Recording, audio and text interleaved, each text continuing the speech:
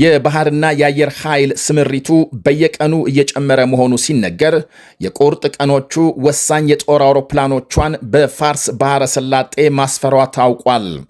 ኤፍ-35 ስቲልዝ ተዋጊ ጀቶች ለምሳሌ በከፍተኛ ጥበቃ ስር ያሉ ኢላማዎችን አሽትተው የመምታት ብቃት እንዳላቸው ይነገራል። ከዚህ ቀደም መካከለኛው ምስራቅ ደርሰው አያውቁም የሚባሉት ኤፍ-22 ዘመናዊ ጀቶችም በአንድ ጊዜ ሁለትና ከዚያ በላይ ኢላማዎችን እንዳልነበር የማድረግ ልዩ ችሎታም አላቸው። KC-135 እና KC-46 የተባሉት የጦር አውሮፕላኖች ደግሞ ነዳጅ ጫኝ ሲሆኑ ረጅም ርቀት በመጓዝ የተሰጣቸውን ግዳጅ መፈጸም የሚችሉና አየር ላይ ነዳጅ እየሞሉ ድጋፍ የሚሰጡ ናቸው። የአየር ጥቃት ዘመቻዎችን የሚመሩና የሚቆጣጠሩ የማዘዣና የቅኝት አውሮፕላኖችም በተጠንቀቅ መቆማቸው ይነገራል። ኢራን በበኩሏም ከሩሲያ ጋር ጥምር ወታደራዊ ልምምድ በኦማን ባህር ሲያካሂዱ መዋላቸው ታውቋል። ከልምምዱ ጎን ለጎን ሩሲያም በኢራን ላይ ጥቃት እንዳይፈጸም መጠየቋ ተሰምቷል። የሩሲያ ውጭ ጉዳይ ሚኒስትር ሰርጌይ ላቭሮቭ አሜሪካ ወታደራዊ እርምጃ ከወሰደች ውጤቱ የከፋ ይሆናል በማለት አስጠንቅቀዋል። የአካባቢው ሀገሮች ሳይቀሩ ሁኔታው በእሳት መጫወት መሆኑን ስለሚያውቁ ጦርነት እንዲነሳም አይፈልጉም ብለዋል ሚኒስትሩ። ውጥረት መባባሱን ተከትሎ የተለያዩ ሀገራት ዜጎቻቸው ከቀጠናው እንዲወጡ እያሳሰቡ ናቸው ተብሏል። በሌላ በኩል ፖላንድ ለምሳሌ በኢራን ያሉ ዜጎቿም ጨርቄን ማቄን ሳይሉ በአስቸኳይ ለቀው እንዲወጡ ስታስጠነቅቅ፣ ጀርመን በበኩሏም ወሳኝ የተባሉ ወታደሮቿን ከኢራቅ እንዲወጡ ማድረጓ ተነግሯል። የእስራኤል ጠቅላይ ሚኒስትር ቤንያሚን ኔታንያሁ ደግሞ ሀገራቸው ወታደራዊ ስልት ለውጥ ማድረጓንና ኢራን እስራኤል ላይ ሚሳኤል ከተኮሰች ከስከዛሬው የከፋ ምላሽ እንደሚጠብቃት አስጠንቅቀዋል። ዛሬ እስራኤል አሁን እንደ ጥቅምት 7ቱ ወይም እንደ ሰኔው ደጃፏ ላይ ጥቃት እስኪፈጸም አትጠብቅም።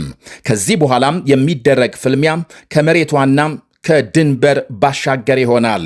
ለዚህ ደግሞ ሁሉም አይነት ቅድመ ዝግጅት እየተካሄደ ነው። ከእንግዲህ ጥይት ሲተኮስ፣ ሚሳኤል ሲወነጨፍ እየሮጡ መደበቅ የለም።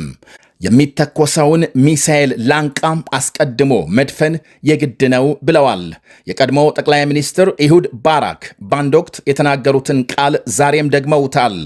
ራሳቸውን መከላከል የማይችሉ ተስፋ የላቸውም፣ ለደካሞች ምህረት የለም። አሁን ማምሻውን በወጣ መረጃ ደግሞ 6 ተጨማሪ የአሜሪካ ጦር አውሮፕላኖች ከአውሮፓ ተነስተው ወደ መካከለኛው ምስራቅ ሲጓዙ መታየታቸውን ዘገቦች አመልክተዋል። ፍላይት ራዳር 24 በተባለው ታዋቂ የበረራ ድረገጽ አማካኝነት ነው አውሮፕላኖቹ ጉዞ ላይ መሆናቸው የታወቀው። የቅኝት ጀቶች፣ ወታደራዊ ማጓጓዣም፣ አየር ላይ ነዳጅ የሚሞሉና ሌሎች የጦር አውሮፕላኖች ዛሬ ጠዋት ከአውሮፓ የተለያዩ ጦር ሰፈሮች በመነሳት ወደ መካከለኛው ምስራቅ ሲጓዙ ታይተዋል።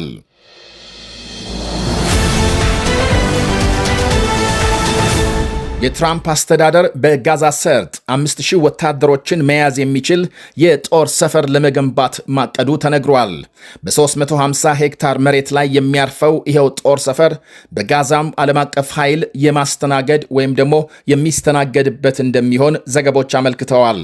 26 የጥበቃ ማማዎችን ጨምሮ ሁሉም አይነት የግንባታ ደረጃዎችን የሚያሟላ ይሆናል። ትራምፕ በዚሁ የሰላም ቦርድ መክፈቻ ንግግራቸው በኢራን ላይ ስለሚፈጸም ጥቃት በ10 ቀናት ውስጥ ውሳኔ እንደሚሰጡ አመላክተዋል።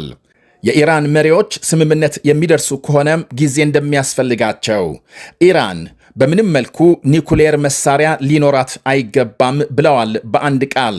ለዚህ ደግሞ ከኢራቅ ጦርነት ወዲህ አሁን ከፍተኛ ወታደራዊ ግንባታ በመካከለኛው ምስራቅ እያካሄደች መሆኗም አሜሪካም በኢራን ላይ ከባድ እርምጃ ትወስዳለች የሚለውን የበርካታ ወገኖች ግምት አጠናክሯል።